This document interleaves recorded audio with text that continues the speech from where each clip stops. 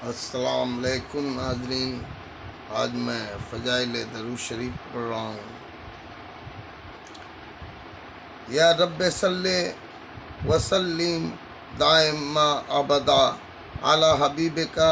خیر الخلق کلہم۔ یا رب ان اعلی عن النبی صلی اللہ علیہ وسلم قال باخیل من ذکر تو اندہ فلم یو صلی علی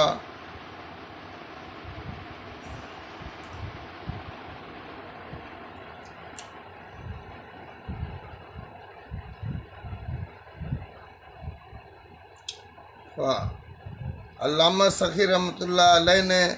کیا ہی اچھی شعر نقل کیا ہے۔ ملم یو صلی علیہ ذو کے رسمہ ہوول بخیل و زد وصفا جباشن۔ ترجمہ: جو شخص حضور اقدس صلی اللہ علیہ وسلم پر درود نہ بھیجے جس وقت کہ حضور کا پاک نام ذکر کیا جا رہا ہو،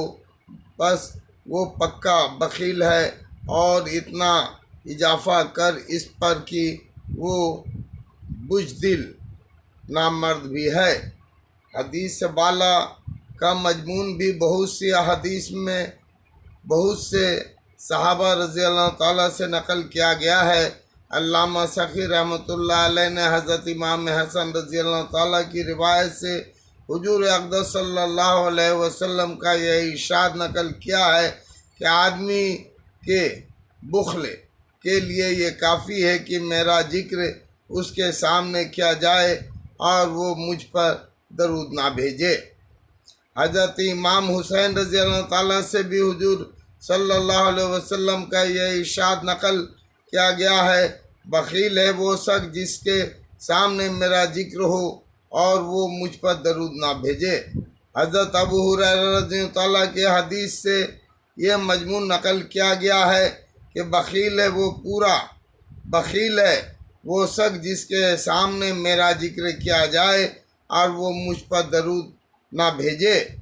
حضرت انس رضی اللہ تعالیٰ سے بھی حضور صلی اللہ علیہ وسلم کا یہ ارشاد نقل کیا گیا ہے کہ وہ شخص بخیل ہے جس کے سامنے میرا ذکر کیا جائے اور وہ مجھ پر درود نہ بھیجے۔ ایک اور حدیث میں یہ الفاظ نقل کیے گئے ہیں کہ میں تم کو سب بخیلوں سے بھی زیادہ بخیل بتاؤں، میں تمہیں لوگوں میں سب سے زیادہ عاجز بتاؤں، جس کے سامنے میرا ذکر کیا گیا ہو پھر وہ مجھ پر درود نہ بھیجے۔ حضرت عائشہ رضی اللہ تعالیٰ سے قصہ نقل کیا گیا ہے جس کے آخر میں حضور صلی اللہ علیہ وسلم کا یہ ارشاد ہے کہ ہلاکت ہے اس شخص کے لیے جو مجھے قیامت کے دن نہ دیکھے۔ حضرت عائشہ رضی اللہ تعالیٰ نے عرض کیا: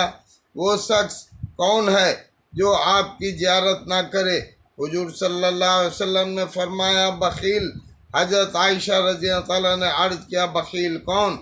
حضور صلی اللہ علیہ وسلم نے فرمایا: جو میرا نام سنے اور درود نہ بھیجے۔ حضرت جابر رضی اللہ تعالیٰ سے بھی حضور اقدس صلی اللہ علیہ وسلم کا یہ ارشاد نقل کیا گیا ہے کہ آدمی کے بخل یعنی کنجوسی کے لیے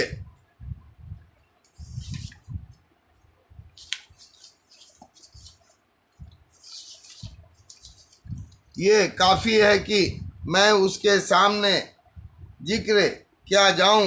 اور وہ مجھ پر درود نہ بھیجے۔ حضرت ابو ذر غفاری رضی اللہ تعالیٰ کہتے ہیں کہ میں ایک مرتبہ حضور صلی اللہ علیہ وسلم کے خدمت میں حاضر ہوا۔ حضور صلی اللہ علیہ وسلم نے صحابہ رضی اللہ تعالیٰ سے فرمایا: میں تم کو سب سے زیادہ بخیل آدمی بتاؤں؟ صحابہ رضی اللہ تعالیٰ نے عرض کیا: ضرور۔ حضور صلی اللہ علیہ وسلم نے فرمایا کہ جس شخص کے سامنے میرا ذکر کیا جائے اور وہ مجھ پر درود نہ بھیجے وہ شخص سب سے زیادہ بخیل ہے۔ یا رب صلی وسلم دائما ابدا اعلی حبیب کا خیر الخلق کلہم ان فتح داتہ مرسلا قال قال رسول اللہ صلی اللہ علیہ وسلم من الجافاء ان از قرا عند رجل فعلا یصلی علی صلی اللہ علیہ وسلم اخ راجہ نا میری و رو اتہو نقاتا قالا السخاری حضور اقدس صلی اللہ علیہ وسلم کا ارشاد ہے کہ یہ بات ظلم سے ہے کہ کسی آدمی کے سامنے میرا ذکر کیا جائے اور وہ مجھ پر درود نہ بھیجے، یقیناً اس شخص کے ظلم میں کیا تردد ہے جو نبی کریم صلی اللہ علیہ وسلم کے اتنے احسانات پر بھی نبی کریم صلی اللہ علیہ وسلم پر درود نہ پڑھے۔ حضرت گنگوہی قدوس سرہ کی سوانح عمری تذکر ترشدی میں لکھا ہے کہ حضرت گنگوہی عموماً متوسلین کو درود شریف پڑھنے کو تعلیم فرماتے تھے کہ کم سے کم 300 مرتبہ روزانہ پڑھا جائے، اور اتنا نہ ہو سکے تو ایک تسبیح میں تو کافی نہ ہونی چاہیے۔ آپ فرمایا کرتے تھے کہ جناب رسول اللہ صلی اللہ علیہ وسلم کا بہت بڑا احسان ہے، پھر آپ پر درود بھیجنے میں بھی بخل ہو تو بڑی بے مروتی کی بات ہے۔ درود شریف میں زیادہ تر پسند وہ تھا جو نماز میں پڑھا جاتا ہے، اور اس کے بعد وہ الفاظ صلاۃ و سلام جو احادیث میں منقول ہے۔ باقی دوسروں کے مؤلف درود تاج لکھی وغیرہ عموماً آپ کو پسند نہ تھے، بلکہ بعض الفاظ کو دوسرے معنی کا وہم پیدا کرنے والا ہونے کے سبب خلاف شرع فرما دیتے تھے۔ علامہ سخاوی رحمۃ اللہ علیہ فرماتے ہیں کہ جفا سے مراد بر و صلہ یعنی نیکی اور بدلہ کا چھوڑنا ہے، اور طبیعت کی سختی اور نبی کریم صلی اللہ علیہ وسلم سے دوری پر بھی اطلاع کیا جاتا ہے۔ یا رب صلی وسلم دائما ابدا اعلی حبیب کا خیر الخلق کلہم ان ابی ہریرۃ ان نبی صلی اللہ علیہ وسلم تعالی ما جالسا قوم مجلسا لم یذکر اللہ تعالی فیہ ولم یصلوا علی نبیہم صلی اللہ علیہ وسلم کان علیہم من اللہ تیرات یوم القیامت فإن شاء عزا بہم وإن شاء غفر لہم۔ حضرت ابو ہریرہ رضی اللہ عنہ تعالی حضور اقدس صلی اللہ علیہ وسلم کا ارشاد نقل کرتے ہیں، جو قوم کسی مجلس میں بیٹھے اور اس مجلس میں اللہ کا ذکر اور اس کے نبی پر درود نہ ہو تو وہ مجلس ان پر قیامت کے دن ایک بوال ہوگی، پھر اللہ کو اختیار ہے کہ ان کو معاف کر دے یا عذاب دے۔ ایک اور حدیث میں حضرت ابو ہریرہ رضی اللہ تعالیٰ سے یہ الفاظ نقل کیے گئے ہیں کہ جو قوم کسی مجلس میں بیٹھتی ہے پھر وہ اللہ کے ذکر اور نبی پر درود سے پہلے مجلس برخاست کر دے تو ان پر قیامت تک حسرت رہے گی۔ ایک اور حدیث میں ان الفاظ سے نقل کیا گیا ہے کہ جو قوم کسی مجلس میں بیٹھتی ہے اور اس مجلس میں حضور صلی اللہ علیہ وسلم پر درود نہ ہو تو وہ مجلس ان پر بوال ہوتی ہے۔ حضرت ابو امامہ رضی اللہ تعالیٰ سے بھی حضور اقدس صلی اللہ علیہ وسلم کا یہ ارشاد نقل کیا گیا ہے کہ لوگ کسی مجلس میں بیٹھیں پھر اللہ کے ذکر اور حضور اقدس صلی اللہ علیہ وسلم پر درود سے پہلے اٹھ کھڑے ہوں تو وہ مجلس قیامت کے دن بوال ہے۔ حضرت ابو سعید خدری رضی اللہ تعالیٰ سے بھی حضور اقدس صلی اللہ علیہ وسلم کا یہ ارشاد نقل کیا گیا ہے کہ جو لوگ کسی مجلس میں بیٹھیں اور وہ حضور اقدس صلی اللہ علیہ وسلم پر درود سے پہلے مجلس برخاست کریں تو ان کو حسرت ہوگی، چاہے وہ جنت ہی میں اپنے اعمال کی وجہ سے داخل ہو جائیں، بے وجہ اس ثواب کے جس کو کہ وہ بے دیکھیں گے، یعنی اگر وہ اپنے دوسرے اعمال کی وجہ سے جنت میں داخل ہو بھی جائیں تب بھی ان کو درود شریف کا ثواب دیکھ کر اس کی حسرت ہوگی کہ ہم نے اس مجلس میں درود کیوں نہیں پڑھا تھا۔ حضرت جابر رضی اللہ تعالیٰ سے حضور اقدس صلی اللہ علیہ وسلم کا ارشاد نقل کیا گیا ہے کہ جب لوگ کسی مجلس سے بغیر اللہ کے ذکر اور حضور اقدس صلی اللہ علیہ وسلم پر درود کے اٹھے تو ایسا ہے جیسا کسی سڑے ہوئے مردار جانور پر سے اٹھے ہوں، یعنی ایسی گندگی محسوس ہوگی جیسے کسی سڑے جانور کے پاس بیٹھ کر دماغ سڑ جاتا ہے۔ یا رب صلی وسلم دائما ابدا اعلی حبیب کا خیر الخلق کلہم ان فضالہ تب نے او بید کالا بینامہ رسول اللہ صلی اللہ علیہ وسلم کا از داخلہ را جل فا صلی فقال اللہم اغفر لی ورحمنی فقال رسول اللہ صلی اللہ علیہ وسلم آجلتا ایوہل مصلی فائزہ صلیتا فقعت فحمد اللہ بما ہوا اہلہ وصلی علی ثم قال ثم صلی اللہ رجولا اخرو بعد ذالک فحمد اللہ وصلی اللہ النبی صلی اللہ علیہ وسلم فقال لہ النبی صلی اللہ علیہ وسلم ایوہ المصلی اد او تو جب روا اہو الترمذی وروی ابو او والناسی نحوہ قذافی المشکوت۔ حضرت فضالہ رضی اللہ تعالیٰ فرماتے ہیں کہ ایک مرتبہ حضور اقدس صلی اللہ علیہ وسلم تشریف فرما تھے، ایک صحابہ داخل ہوئے اور نماز پڑھی، پھر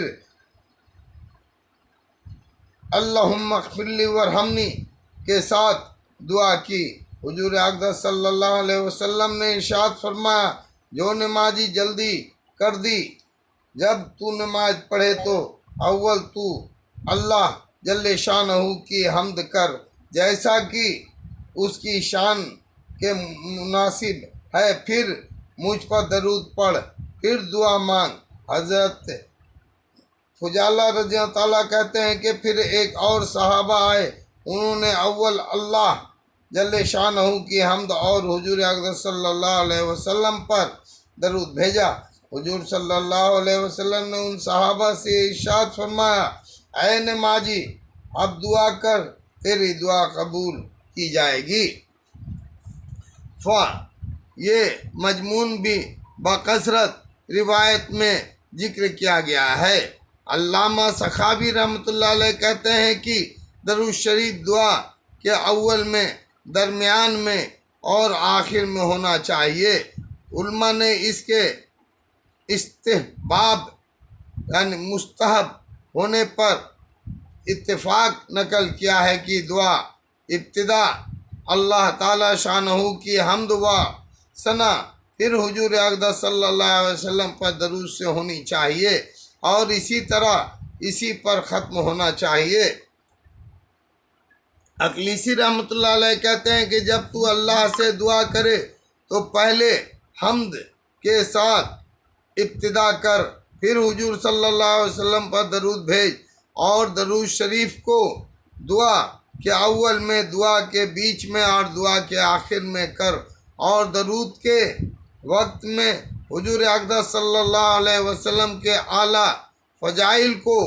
ذکر کیا کر۔ اسی وجہ سے تو مستجاب الدعوات، وہ جس کی دعا قبول ہو جائے، بنے گی اور تیرے اور اس کے درمیان سے حجاب اٹھ جائے گا۔ صلی اللہ علیہ وسلم تسلیما کثیرا کثیرا۔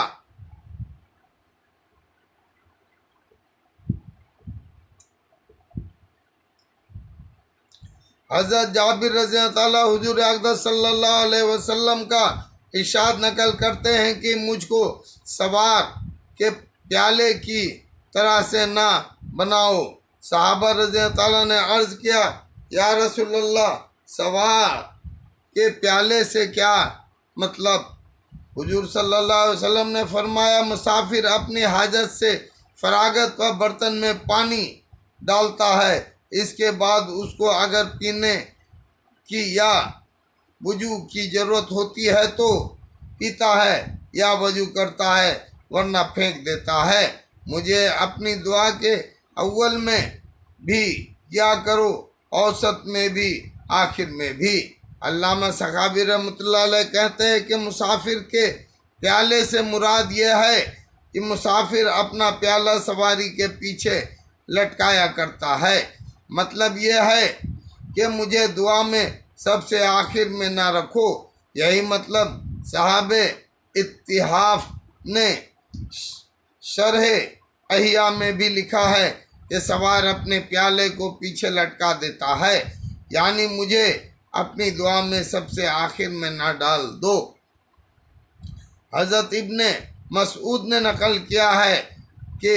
جب کوئی شخص اللہ سے کوئی چیز مانگنے کا ارادہ کرے تو اس کو چاہیے کہ اولاً اللہ تعالیٰ کی حمد و ثنا کے ساتھ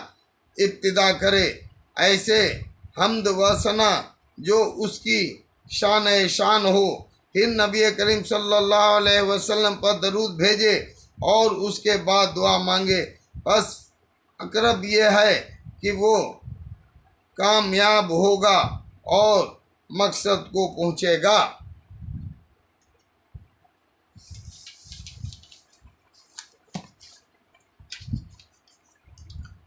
حضرت عبداللہ بن